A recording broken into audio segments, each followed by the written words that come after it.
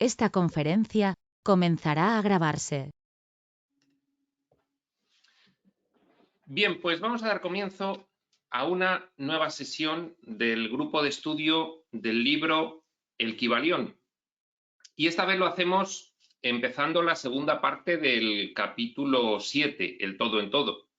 Habíamos estado viendo en la anterior sesión la primera parte, en la que el Kybalión nos había estado explicando la gran paradoja de que no solamente todo estaba dentro del todo, sino que además el todo estaba dentro de todo. El todo componía todo. Tenemos que recordar que el Kybalión se escribe a principios del siglo XX. Posteriormente hemos recibido ya información revelada muy concreta sobre estas cuestiones, con respuestas muy amplias a todo esto. Ya no sería tan misterio, por supuesto que es un misterio, el todo es incognoscible, como dice el Kybalión, pero se nos han ido apuntando, debido a nuestra mayor preparación y estado evolutivo para poder comprenderlo, pues nuevos datos, nuevas informaciones que nos permiten atisbarlo un poco más. Además, nos explicaba en la primera parte cómo en el proceso de creación, un proceso por supuesto mental, debido a que el universo es mental, el todo es una mente viviente, en ese proceso pues había una especie como de meditación del todo. En el todo decíamos que teníamos que entender a partir de las revelaciones actuales que estaba no solamente Dios, sino también la filiación, esa creación completamente igualitaria que forma una unidad. Bueno, pues eso sería el todo. El todo medita, el todo contempla, el todo se ralentiza, hay una fase de involución hacia la densidad. También conocemos por los textos modernos que es una involución de mentalidad, buscando lo opuesto a la naturaleza real de esa unidad que es el todo, y que después de esa involución, de esa ensoñación, de esa meditación, de esa contemplación, se produciría, como en un movimiento pendular, el regreso desde lo más denso otra vez hacia lo más sutil, desde la materia pasando por la mente hacia el espíritu, y sería el proceso de evolución. El proceso de involución es desde la unidad hacia la separación, el proceso de evolución es desde la individualización separada hacia la unidad. Y bien, pues con todas estas explicaciones comenzamos hoy la segunda parte de este capítulo 7, el todo en todo. Nos habíamos quedado en el último párrafo de la página 73 del libro regular. Y sin más preámbulo, pues comenzamos la lectura y explicación. Y dice así: los antiguos herméticos empleaban la palabra meditación para describir el proceso de la creación mental del universo, de esta subrealidad ilusoria. Ya conocemos por la información posterior de esta ensoñación, de el sueño de ilusión, podríamos decirle también, para describir el proceso de la creación mental del universo en la mente del todo. Esto, además, responde perfectamente a esa idea que sostiene los textos modernos de que esta subrealidad tiene un origen, tiene una planificación mental, y dentro de la mente que está planificando este nivel de realidad ficticio, de subrealidad, dentro de esa mente, por supuesto, se manifiesta lo planificado como si fuese real, que es lo que nosotros ahora aquí, por ejemplo, pues estamos experimentando. Aunque también se empleaba frecuentemente, por los antiguos herméticos, el término contemplación.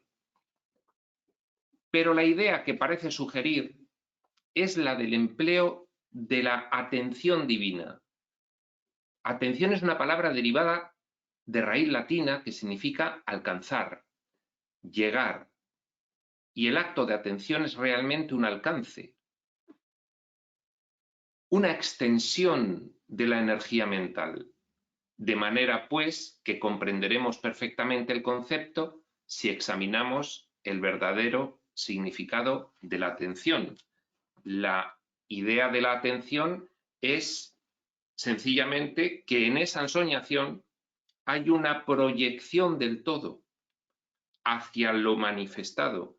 Y esta es una de las claves de la paradoja de que el todo también está en cada una de las cosas manifestadas. El todo se manifiesta, ya lo sabemos también por la información moderna, en el escenario, de forma que esa mente planificadora se proyecta conformando el escenario, conformando la decoración, conformando los personajes y sus vestimentas, sus cuerpos, de muy diferentes niveles, entorno o plano físico-material, cuerpos físico-materiales, entorno o plano astral, psicoemocional, cuerpos psicoemocionales, morontiales, diría el libro de Urantia. Pero hay un alcance, hay una atención para manifestarse. No es algo separado realmente. Hay una apariencia desde dentro de separación, pero desde fuera. Es sencillamente un alcance, una extensión. Es una experimentación de la mente en una gama infinita de posibilidades de alcance de manifestación.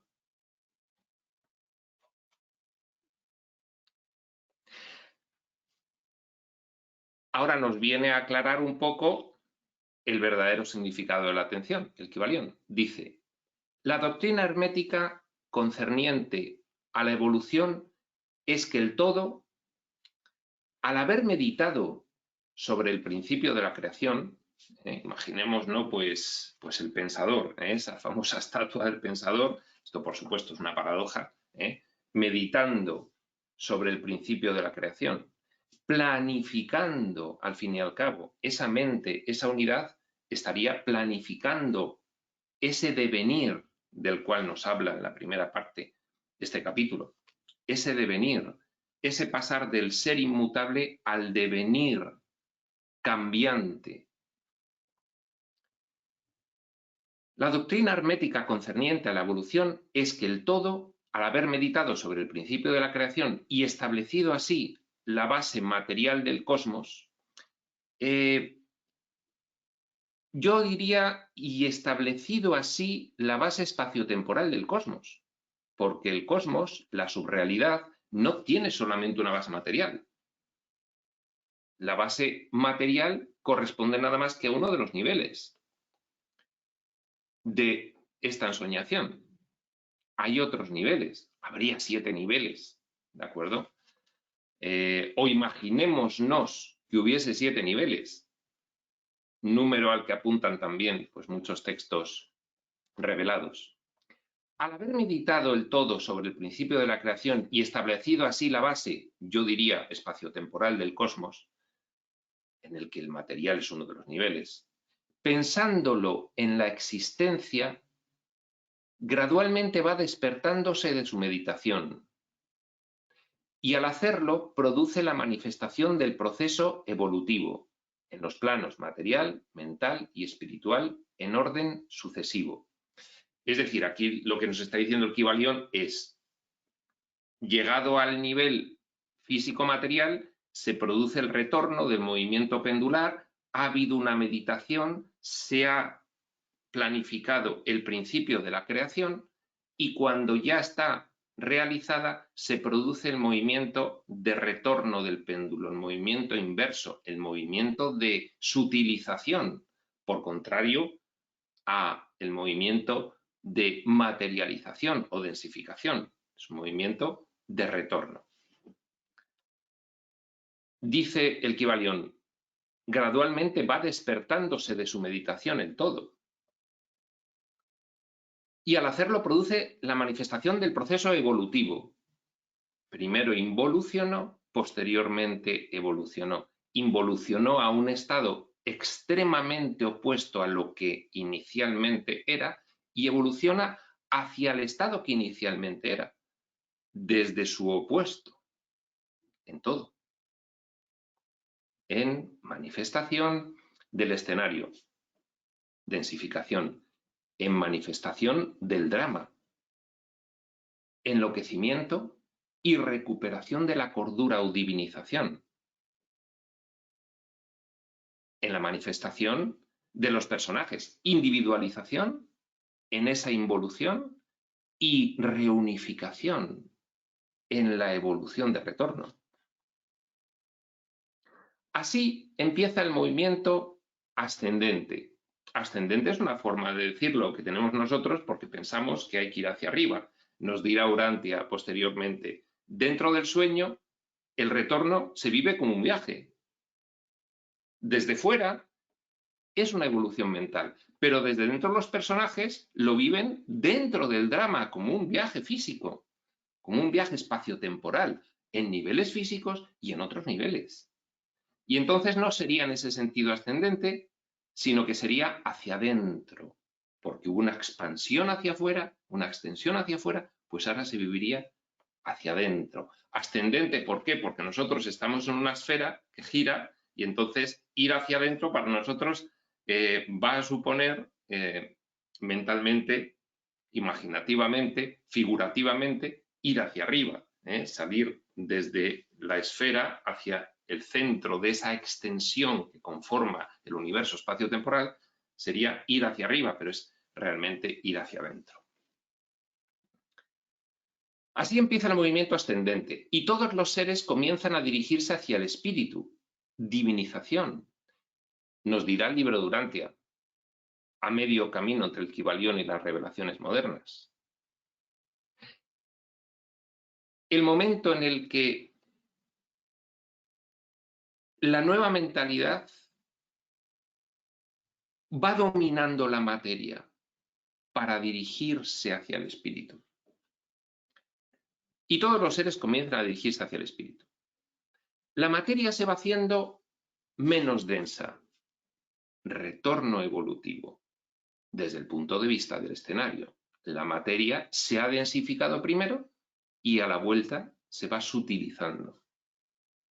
Las unidades vienen a ser, la materia se va haciendo menos densa, las unidades vienen a ser, las combinaciones se inician, las unidades vienen a ser, yo lo interpreto como que las unidades se empiezan a producir de nuevo, es decir, desde la completa separación, fragmentación o individualización, se empieza a reunificar. Yo entiendo así lo de las unidades vienen a ser. Las combinaciones se inician, nos dirá el libro de Urantia.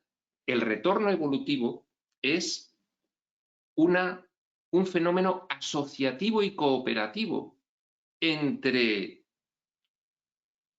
todos esos fragmentos individualizados, tanto los ascendentes, recordemos que la información moderna nos dirá, aunque el Kybalión lo tachará como de una reflexión metafísica o teológica y por lo tanto ridícula o absurda de realizar, el todo es incognoscible. Sin embargo, es que hemos recibido revelaciones a lo largo del siglo XX y constante ya el siglo XXI, y nos han hablado también un poco de los porqués.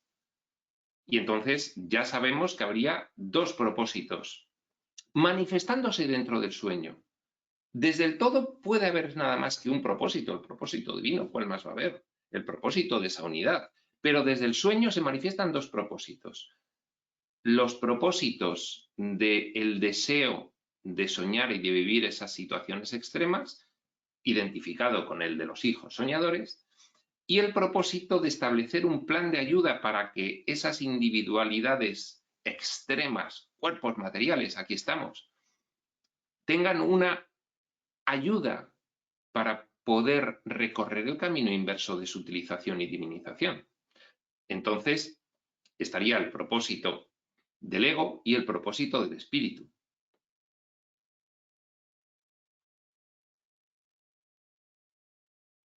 Y decíamos que El libro de Urantia describe ese movimiento de retorno evolutivo como una asociación o cooperación entre las individualidades o personajes ascendentes, los de propósito egoico, y las individualidades o personajes descendentes, los del propósito del espíritu de ayudar a que se produzca el plan divino dentro del sueño, ayudar a que se produzca ese retorno. Una asociación y una cooperación. De ahí el libro de Urantia extraería el concepto sublime del ser supremo, que sería el Dios dentro del sueño, es decir, la completa desfragmentación que conformaría una asociación entre fragmentos ascendentes, los del propósito egoico, y los descendentes, los del propósito del ministerio de ayuda. Por poner dos ejemplos, cualquiera de nosotros, los ascendentes, el que aquí conocimos como Jesús de Nazaret, descendente. Una cooperación o asociación entre ambos sería la forma de reunificarse o desfragmentarse para conseguir finalmente en ese nivel evolutivo físico-material generar a ese ser supremo. No nos metamos en el libro de Urantia, dado que estamos explicando el Kybalión, y sencillamente es un enlace para los que siguen ese texto. La materia se va haciendo menos densa, las unidades vienen a ser, repetimos, las combinaciones se inician, asociación, cooperación. La vida aparece y va manifestándose en formas cada vez más elevadas y la mente se va haciendo cada vez más evidente, más consciente, más manifestada. Primero aparece la consciencia dentro de los niveles para luego dominar, doblegar a la materia y a la inconsciencia y elevarse sobre ella. A esto responde ni más ni menos que la evolución de las especies en cualquier planeta.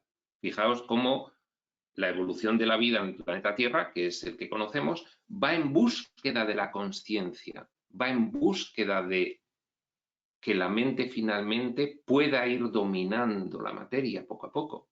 Estamos en un punto intermedio ahora mismo. El proceso final será el que ya no haya manifestaciones físico-materiales porque ya se ha producido el propósito de experimentación, ese egoico, y también se haya cumplimentado el propósito del espíritu de conseguir esa evolución de esos fragmentos experimentadores.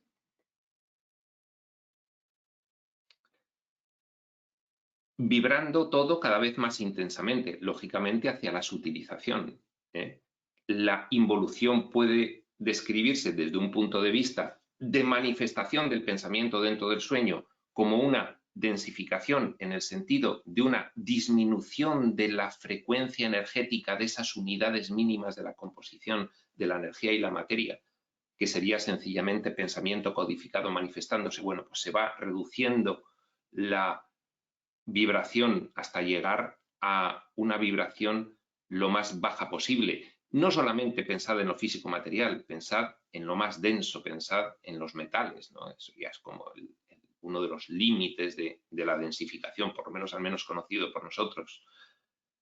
Y posteriormente, al retorno, pues todo va, como dice aquí el Kybalión, vibrando todo cada vez más intensamente en esa búsqueda de nuevo de la sutilización, que entendiendo la energía y la materia sencillamente como una manifestación del pensamiento dentro de esta subrealidad, pues sería el que el pensamiento se va desdensificando, descoagulando, diría Ramta, sutilizando, subiendo esa frecuencia de vibración energética de las partículas mínimas subatómicas, componentes de la codificación del pensamiento aquí manifestándose dentro del sueño.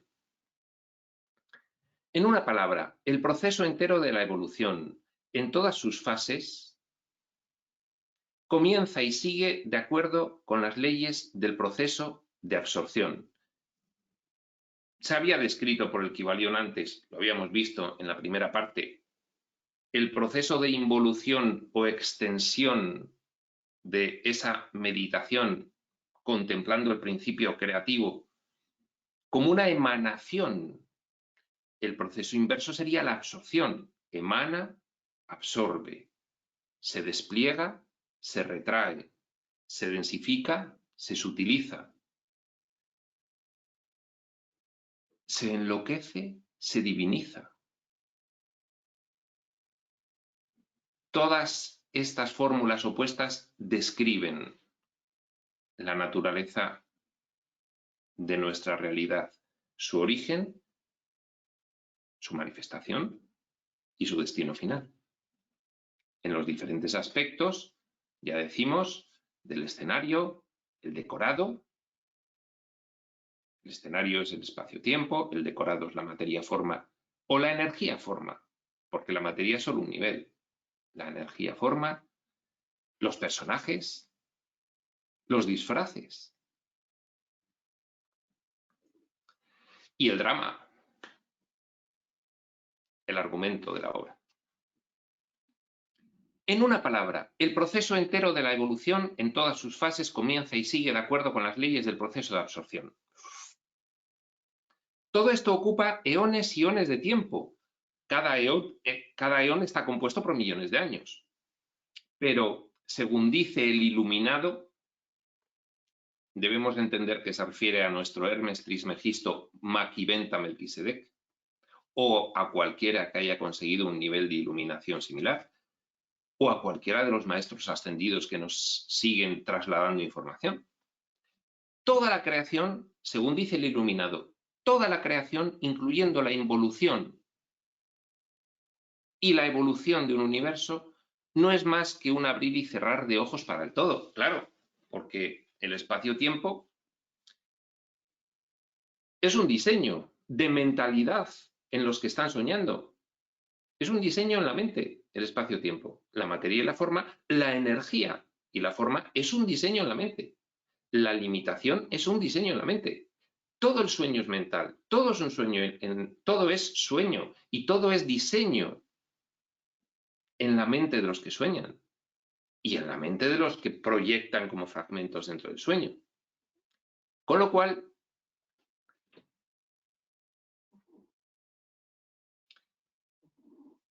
la involución y la evolución de un universo no es más que un abrir y cerrar de ojos para el todo. Y esto explicado para que lo entendamos. En un abrir y cerrar de ojos significa que o apunta hacia abandonar el concepto de la sucesividad temporal, del tiempo lineal, y elevarnos a un concepto superior de la simultaneidad de vivencias infinitas que puede esa mente viviente del todo tener. Todas las experiencias a la vez. Volvemos a explicar un poco para poder atisbar en qué consistiría esta cuestión. Nosotros vivimos el tiempo lineal segundo a segundo. Un segundo, otro segundo, para vivir las experiencias correspondientes a cada uno de esos segundos. Hemos separado infinitamente lo que en nuestra naturaleza real podemos conocer. Lo hemos separado. Y de esta forma tenemos, además, los segundos previos, el pasado, y los segundos posteriores, el futuro. En el diseño solo conocemos los segundos pasados y vamos conociendo los segundos según se van produciendo. Pero eso se debe o acompaña a un diseño limitativo de la operativa mental, porque realmente la mente del todo es una mente infinita que de hecho opera, para que lo entendamos, juntando todos esos segundos y pudiendo experimentarlos todos a la vez. Es decir, el todo experimenta todo al mismo tiempo porque tiene suficiente capacidad mental, imaginad canales, para experimentar todas las vivencias en un mismo momento y puede ir hacia atrás o hacia adelante y eligiendo y siendo consciente de todo a la vez. Eso es una mente infinita. Por eso, el sueño, desde allí, desde el todo, desde la mente planificadora, soñadora, está previo a empezar. Ha empezado. Está en cada uno de los segundos. Ha terminado. Y terminó hace mucho tiempo. Todo a la vez. De hecho, es una experiencia continua. En uno de los canales infinitos de esa mente infinita. Y el espacio exactamente igual. Cada metro cúbico que nosotros vemos como sucesivos, están todos concentrados en uno, de forma que tiempo y espacio se han sucesivizado para esta experiencia nada más. En la realidad, esas infinitas experiencias lineales de segundos y metros cúbicos las vivimos todas a la vez.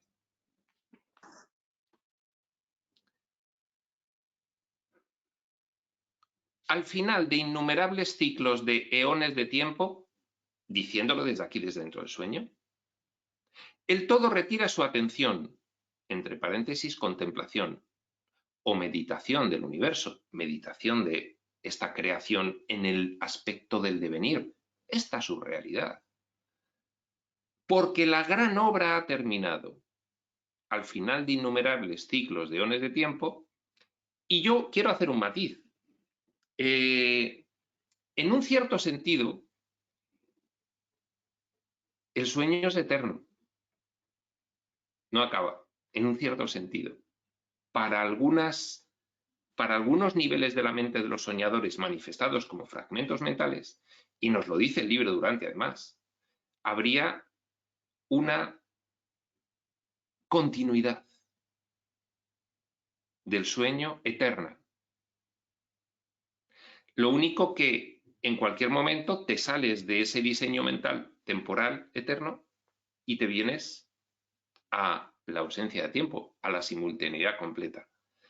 No es que haya un tiempo que empiece y que acabe, es que hay diseños mentales que viven la sucesividad o la simultaneidad. Y así lo tenemos que empezar a entender.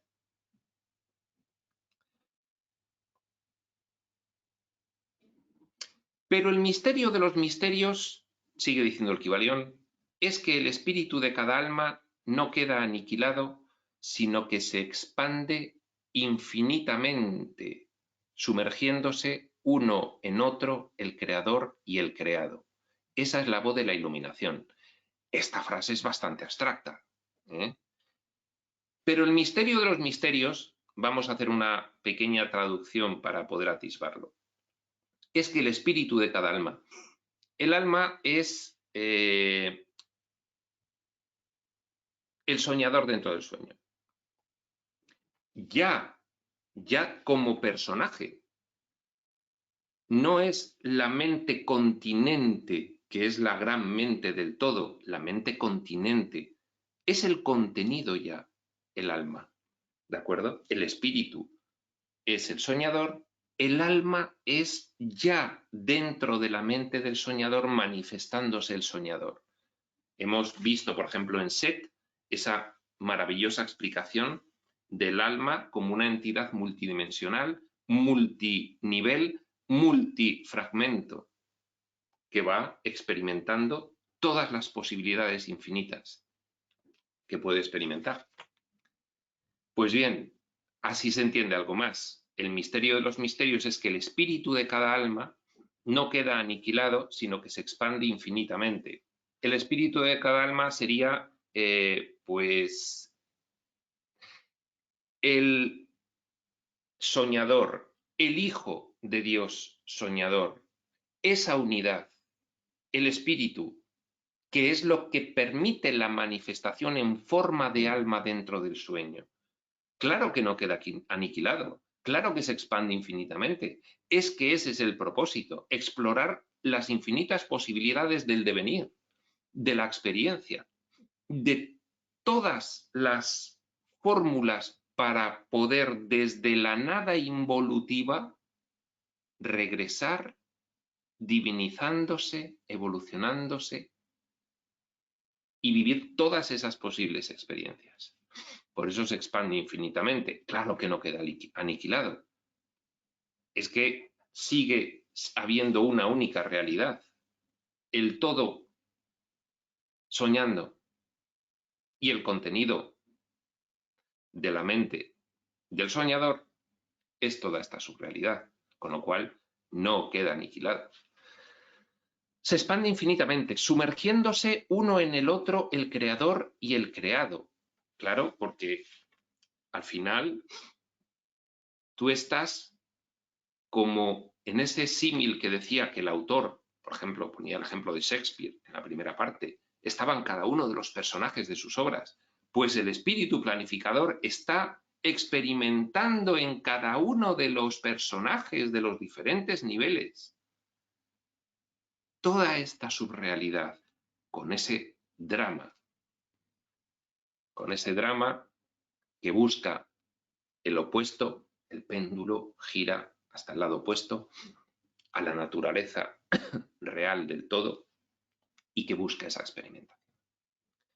El ejemplo expuesto, sigue diciendo el Kybalión, sobre la meditación y el subsiguiente despertar de ella del todo, no son, por supuesto, más que un intento de descripción del proceso infinito mediante un ejemplo finito. Pues claro, aquí con este diseño de limitación tenemos una capacidad de comprensión limitada y tenemos que ir comprendiendo, pues, siempre con los ejemplos ficticios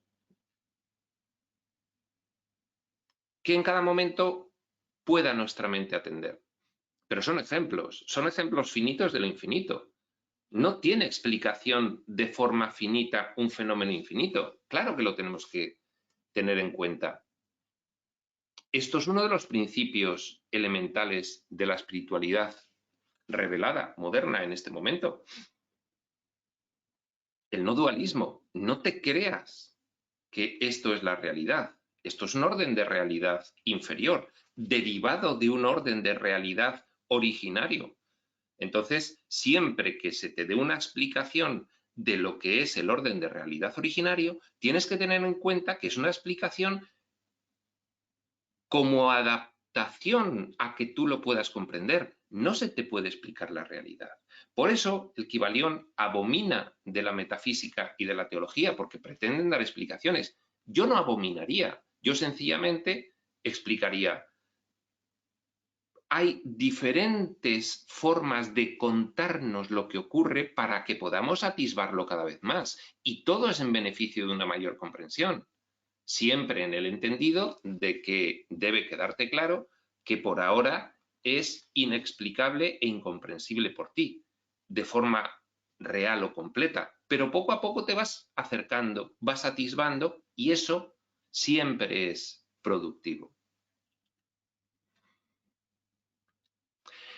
Repetimos, el ejemplo expuesto sobre la meditación y el subsiguiente despertar de ella del todo no son, por supuesto, más que un intento de descripción del proceso infinito, mediante un ejemplo finito.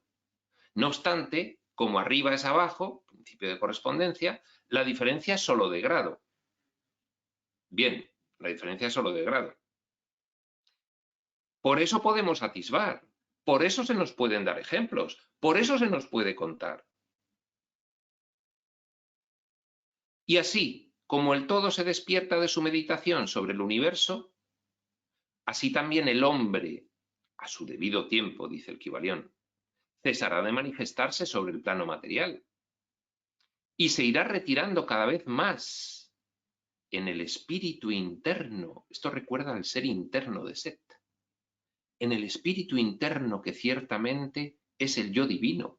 Claro, ese espíritu que al final es el que penetra toda manifestación para tener esas experiencias, pero queda oculto por la manifestación, queda oculto por los diseños sucesivos en la mente para que al final nos acabemos creyendo que somos cuerpos físico-materiales, por supuesto. Hay algo más de lo que deseamos hablar en esta lección, y esto se encuentra muy cerca del campo metafísico de la especulación. El Kybalión previene constantemente, cuidado con la metafísica, con la teología, que te van a dar explicaciones que no son reales. Ya, no pasa nada, no hay problema, ya lo sabemos. Sabemos que no lo podemos comprender, sabemos que no son explicaciones reales, sabemos que no se nos puede describir cómo es el entorno originario. Pero siempre abren la mente, siempre son beneficiosas para ampliar la consciencia. No hay problema, sabiendo que uno no se las debe tomar al pie de la letra, en escucharlas y en poder reflexionar, porque eso siempre va a ser beneficioso. Hay algo más de lo que deseamos hablar en esta lección y esto se encuentra muy cerca del campo metafísico, cuidado, de la especulación, aunque nuestro propósito es simplemente mostrar la futilidad de tal especulación. Aludimos a la pregunta que inevitablemente se presenta ante la mente de todos los pensadores que se han aventurado a buscar la verdad. ¿Por qué creó el todo al universo? Bien, pues las revelaciones modernas incurrirían en lo que el Kybalión llama metafísica o teología. Pero es que es beneficioso que tengamos diferentes respuestas según nuestra mente puede alcanzar cada vez niveles mayores de comprensión y de atisbamiento, si es que se puede decir así. ¿Por qué creó el todo al universo? El Kybalión previene. Cuidado que esta respuesta te puede llevar a tomarte al pie de la letra una exposición que no es real. Bueno, bien, sí. Vale. Esta pregunta podrá ser formulada en diferente forma, pero su esencia es siempre la misma. Mucho han luchado los hombres por contestársela, pero aún no se posee respuesta alguna que merezca ese nombre.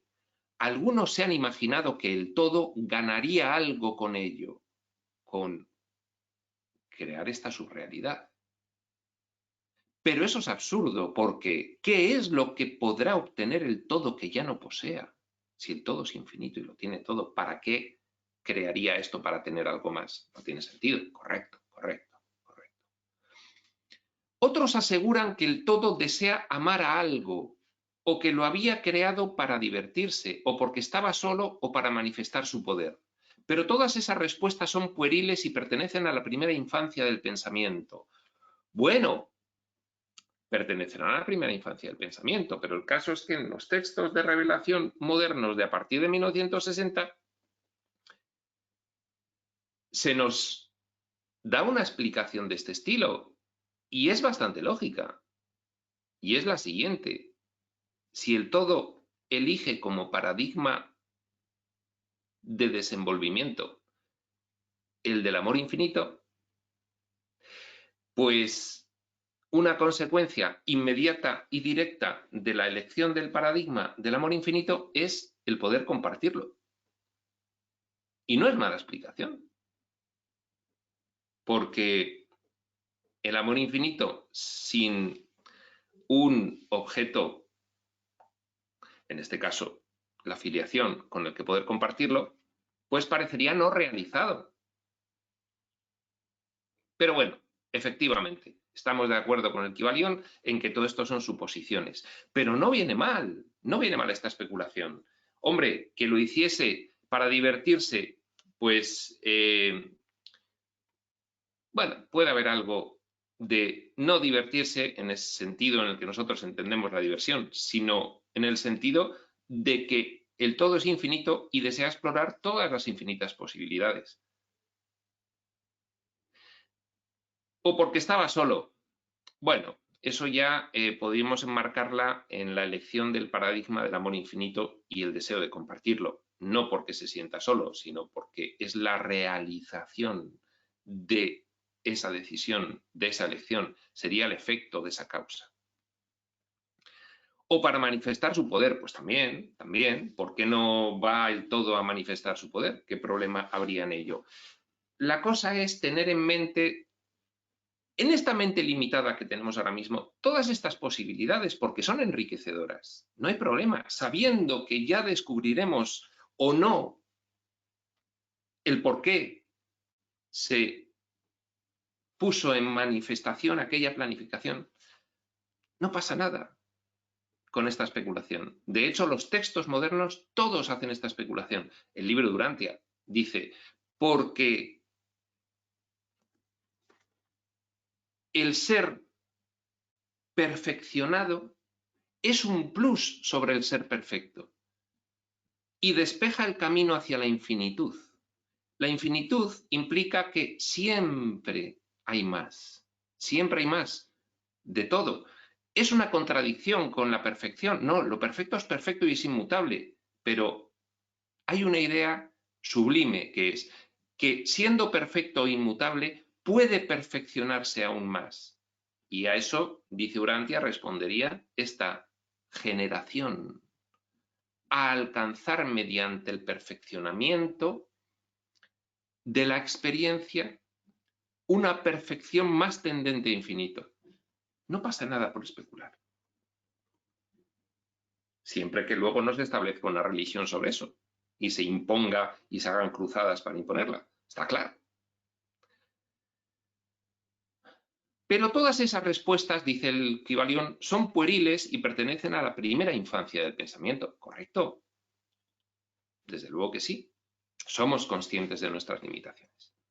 Algunos han tratado de explicar el misterio presumiendo que el todo se vio compelido a crear en razón de su naturaleza interna o su instinto creador. Bueno,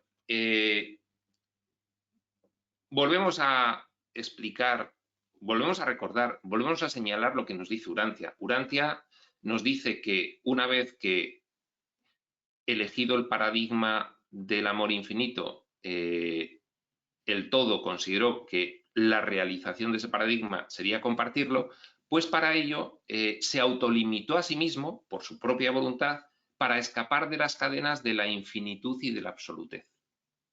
Y entonces, del yo soy originario e indiferenciado, se producen internamente una serie de diferenciaciones. De la primera diferenciación surge la filiación y de la segunda diferenciación surge ya toda esta manifestación.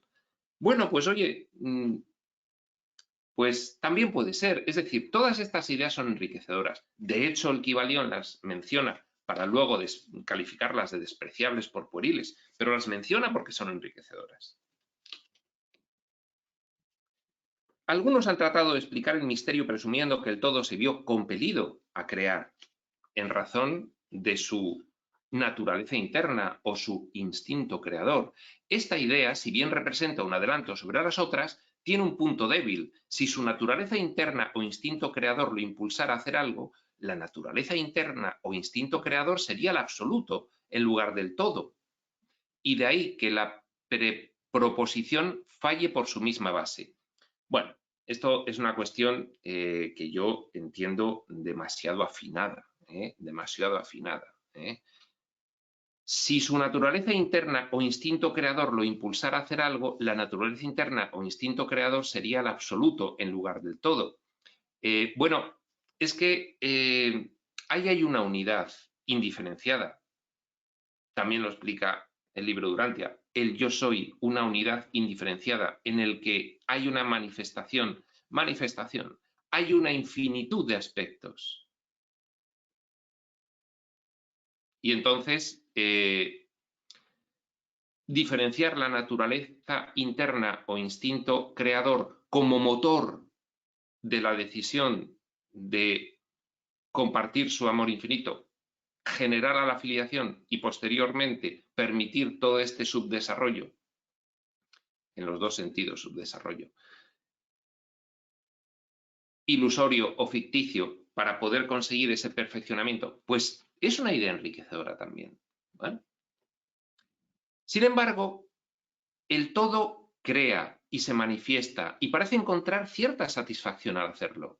Y es muy difícil escapar a la conclusión de que en algún grado infinito debería de tener algo que correspondiera a una naturaleza interna o instinto creador en el hombre, con un deseo y una voluntad correspondientemente infinitos. ¿Que es aventurado aplicar el principio de correspondencia y comparar la naturaleza y la voluntad humanas con las divinas? Pues por supuesto que sí. pero todo depende de cómo lo entendamos. No nos cerremos, no nos cerremos, no limitemos, no limitemos porque toda limitación se salva con una expansión de conciencia mayor, toda. No podría obrar el todo si no quisiera hacerlo, y no podría hacerlo a menos que lo deseara, evidentemente. Y no lo desearía si no obtuviera con ello alguna satisfacción. Por supuesto que sí. Y todo esto pertenecería a una naturaleza interna y podría postularse su existencia de acuerdo con la ley de correspondencia, tanto interna como externa, claro. Este es el problema que subyace en la raíz misma de la dificultad y la dificultad que se encuentra en la misma raíz del problema.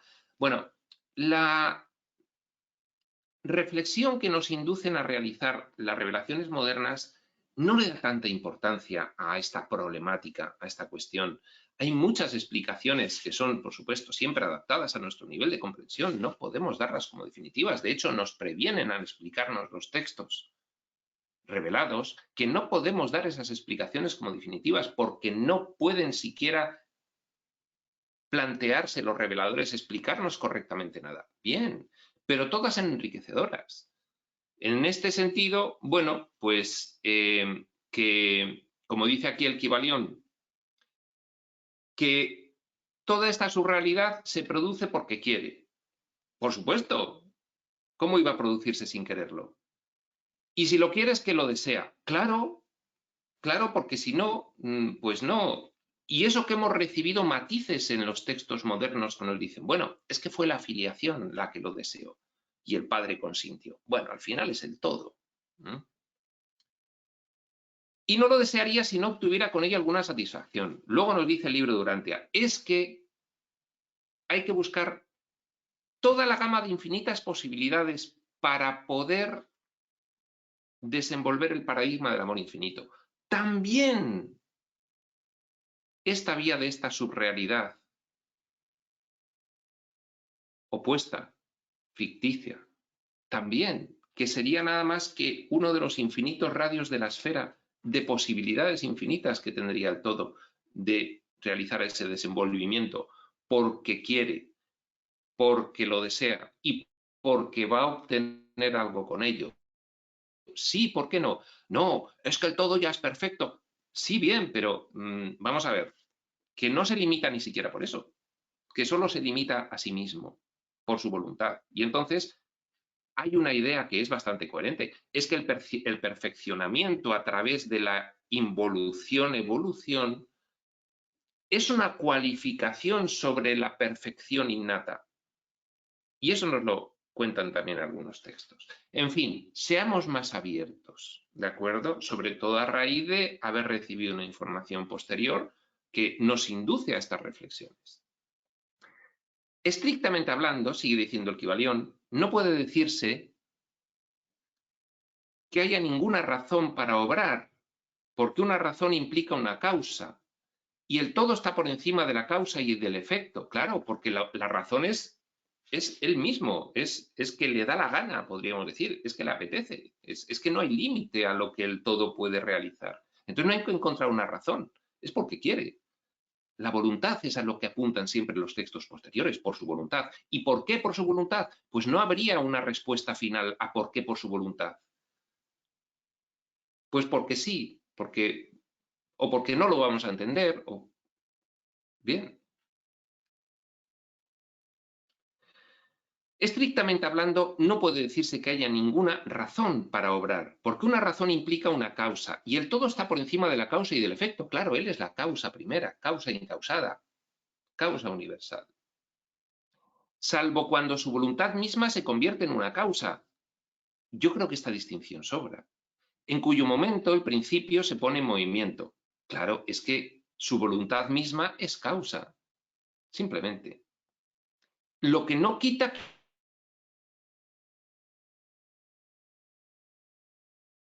que haya motivos